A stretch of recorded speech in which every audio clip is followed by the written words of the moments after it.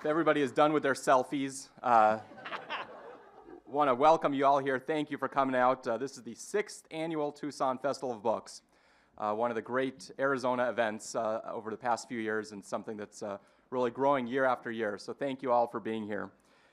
My name is Andre Cherney, president of Democracy Journal, formerly the chair of the Arizona Democratic Party. And here we have a few Democrats out there.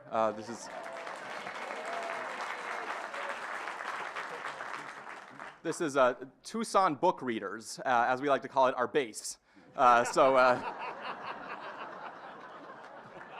rest of the state is sometimes an issue, but we do well in this demographic. I'd like to thank the city of Tucson, which is the sponsor of this venue. Thank the Halualoa companies who are sponsoring this session. We're going to go about an hour here, 3 fantastic guests, as you well know, and spend a little bit of time in conversation and then open it up to all of you as well. I know you've already heard the announcement, but out of respect to the audience and, of course, all of our friends around the country on C-SPAN, watching, shivering in the cold somewhere and wishing they were here in Tucson, please silence your cell phones. Let me introduce our 3 authors and tell you a little bit about their books, and I'll start at the end of this table with Dan Balz, author of Collision 2012, Obama versus Romney and the Future of Elections in America.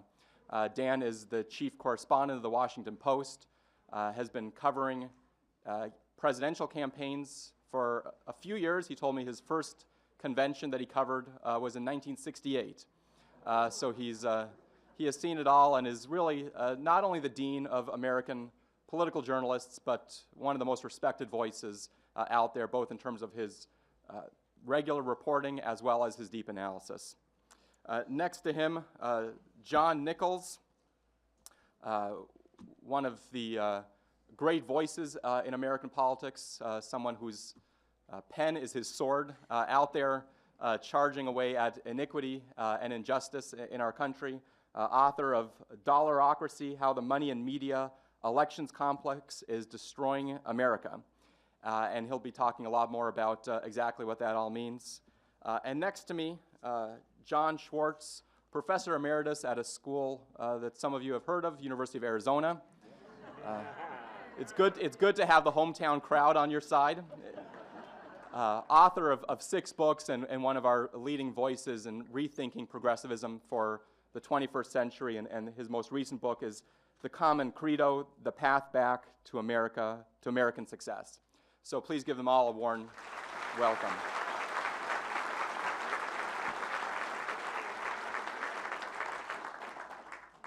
Let me start with Dan. And Dan, you and I were here 4 years ago talking about your previous book by the 2008 campaign. That campaign was one with some really incredible personalities: Barack Obama, Hillary Clinton, John McCain, our home state senator, Sarah Palin. And it was one that I think a lot of people came out, and maybe just from my standpoint, inspired and excited about. My sense is that 2012, no matter what you thought of the outcome, was a different kind of campaign, one that was in many ways a lot more dispiriting, a lot emptier in terms of its content than 2008 had been on all sides. But you chose this subtitle, Obama versus Romney and the Future of Elections in America. Tell us in which way you believe that this campaign in 2012 really does point to the future of what American politics is all about. It's a great question, and it was an issue that I wrestled with, not just...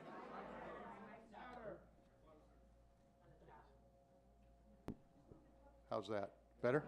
Sorry about that. What I was saying was it is a very good question, and we wrestled with this not just in terms of putting together a subtitle for the book, but as I was thinking about this whole project.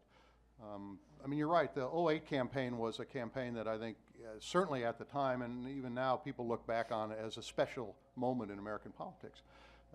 History making, the election of the first African-American president, a campaign that at the end of it, I think even people who had not voted for Barack Obama kind of a lot of them felt good about kind of breaking that racial barrier, where the country was. And I think there was a sense that there was an opportunity at that point to kind of break through the politics that we had seen, the gridlock, the polarization, and that sort of thing. I knew that this 2012 campaign was not going to be, in a sense, as rich a story as the 08 book, because of the absence of some of the personalities. The country was in a different place. President Obama was certainly in a different place. As I went through the campaign, one of the concerns I had was, is there going to be a really interesting story to tell? Now, as it turned out, there was, for some reasons that we didn't expect. The Republican race was at times more bizarre than anybody could have scripted. David Marinas, my friend, who's a brilliant book writer and has written a great biography of Obama, said to me at one point during the late 2011, he said, with all due respect to, you serious political reporters, we really miss Hunter Thompson right now. And I agreed with him. When I got done with this book, or as I was finishing this book, what struck me about the 2012 campaign, and one of the reasons why I think that the subtitle is apt, is that I think that the 2012 campaign told us more about who we are as a country, where we are politically, and where we may be heading.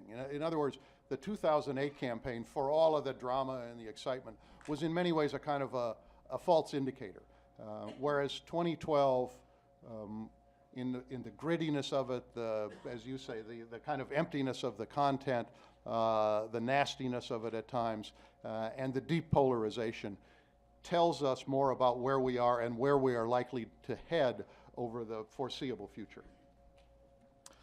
Well, I think you touch on something there that John Nichols, in your book, you certainly write about as well. I think you have a line early on that said that in 2012, money beat money.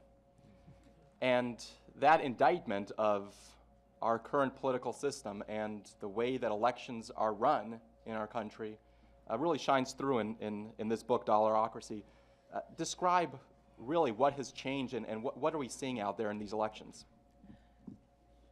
Well, I hope my mic is on. Is it? Or can you hear me? Good. You paid for this microphone. I paid for this microphone. Phil Crane. I know you did.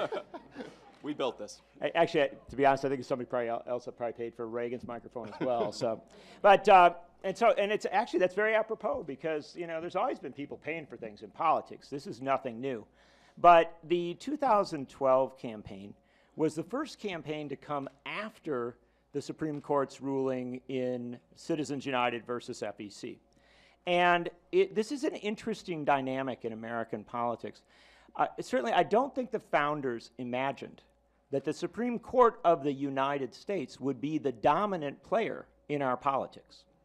But it is. There is simply no doubt about that. The Supreme Court of the United States is rewriting and restructuring our campaign laws. The Supreme Court of the United States recently threw out substantial portions of our Voting Rights Act. And I would remind you that the Supreme Court of the United States made George W. Bush President of the United States in 2000 after Al Gore won the election by 540,000 votes, a relatively decisive win in most democracies around the world. So we have an intriguing dynamic in America in that we have lost control as people over our structures of democracy.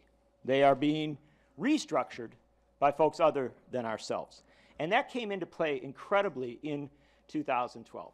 Because, many of my friends, many of my very honorable friends will say, it didn't work out that badly.